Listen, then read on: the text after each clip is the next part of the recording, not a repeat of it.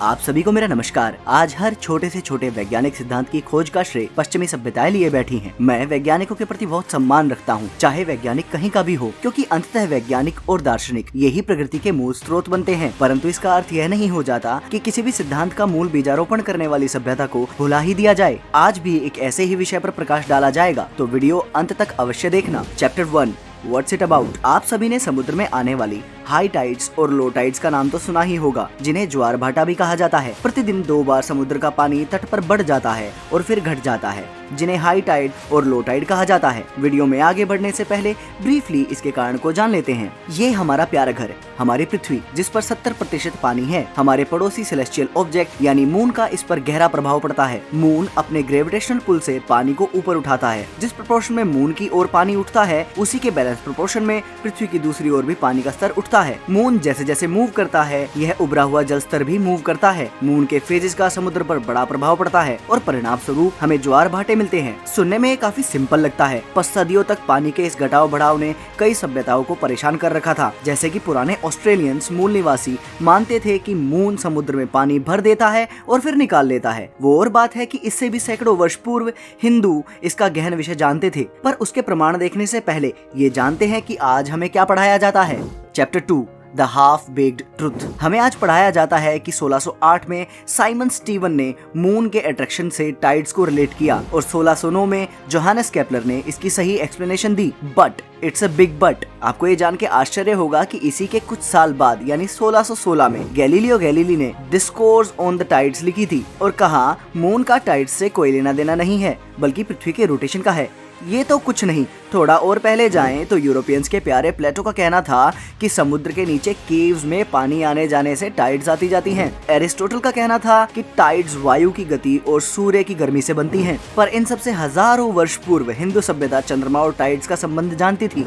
Chapter 3 the Hindu knowledge of tides. जब पाश्चात्य सभ्यताएं tides को लेकर पूरी तरह कंफ्यूज्ड थी, उससे भी सैकड़ों वर्ष पूर्व सनातनी चंद्रमा और टाइड्स का रिलेशन जानते थे। वाल्मीकि रामायण का यह श्लोक देखिए, जनो दस्तैर्वि सर्पद्भि शुश्रुवे तव निस्वनः पर्वसुदीर्ण वेगस्य सागरस्येव निस्वनः। यानी आने जाने वाले पुरुषों की भीड़ ने उसी प्रकार का शोर किया जैसे पूर्णिमा और अमावस्या के समय समुद्र का बढ़ा हुआ उफान करता है। तो यहाँ से ये तो स्पष्ट हो जाता है कि वाल्मीकि जी को भी समुद्र और चंद्रमा के संबंध का थोड़ा थोड़ा ज्ञान था। पर चलिए थोड़ा और गहरा गोता लगाते हैं। जब एक और अन्य सभ्यताएं कहती थी कि मून समुद्र में पानी भर देता है, वहीं विष्णु पुराण कहता था कि समुद्र का पानी ना तो कभी घटता है ना बढ़ता है। विष्णु पुराण के इन श्लोकों पर ध्यान दीजिए। पय्यासी सर्वदा सर्व समुद्रेषु समानि वै न्यूना अतिरिक्ता तेषां कदाचिन नैव जायते। अर्थात सभी समुद्रों में सदा समान जल रहता है, उसमें कभी अधिकता या न्यूनता नहीं आती। आगे देखते हैं।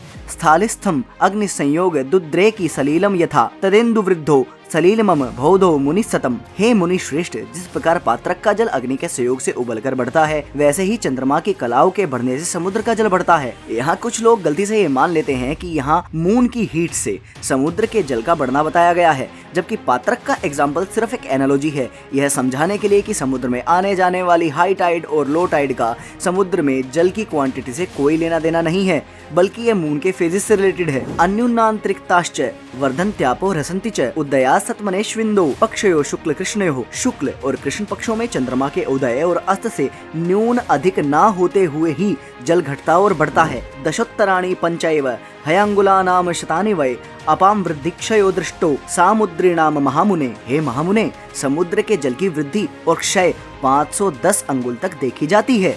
अब आते हैं मत्स्य पुराण पर। मत्स्य पुराण में भी बड़ी डिटेल में ज्वार भाटे की डिस्क्रिप्शन दी हुई है। पहले मैं आपको कंबाइंडली वे श्लोक बताऊंगा और उसके बाद उनका अर्थ बताऊंगा, ताकि पिक्चर और थोड़ी क्लियर हो। उदयतिन्दो पूर्वे तु समुद्रः पूर्यते सदा प्रक्षीयमाणे बहुले क्षीयते अस्तमिते चैव आपूर्यमाणो हयुद्धधीर आत्मन्नैवाभिपूर्यते ततो वैक्षयमाणे तु स्व आत्मन्येव ह्यापामक्षयः उदयात् पयसां योगात् पुष्णन्त्यापो तथा स्वयं तथा स तु समुद्रो अपि वर्धते शशिनोदये। अन्युन्नान्तरिक्तात्मा वर्धन्त्यापो ह्रसन्ति च उदये अस्तमये चन्द्रोः पक्षयोः शुक्लकृष्णयोः। क्षय वृद्धि समुद्रस्य शशि वृद्धि क्षय तथा दशोत्तराणि पंचाहुरउंगलानाम शतानि च। इन सब का अर्थ है, पूर्व दिशा में चंद्रमा के उदय होने पर समुद्र सर्वदा जल से पूर्ण हो जाता है, अर्थात उसमें ज्वार आ जाता है। और वही चंद्रमा जब अस्त होता है तब समुद्र का बढ़ा हुआ जल अत्यंत क्षीण हो जाता है, अर्थात भाटा हो जाता है। जल की वृद्धि के समय समुद्र अपनी मर्यादा के भीतर ही बढ़ता है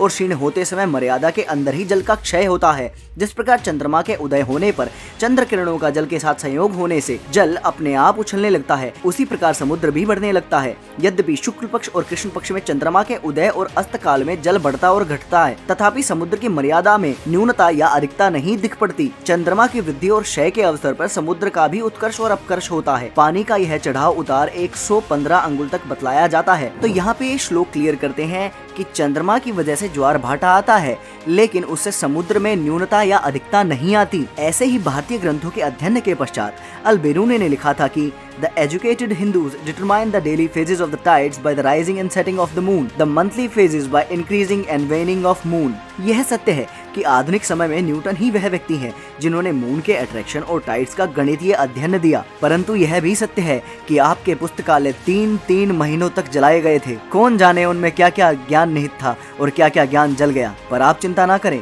क्योंकि सत्यमेव जयते। जय श्री हरि।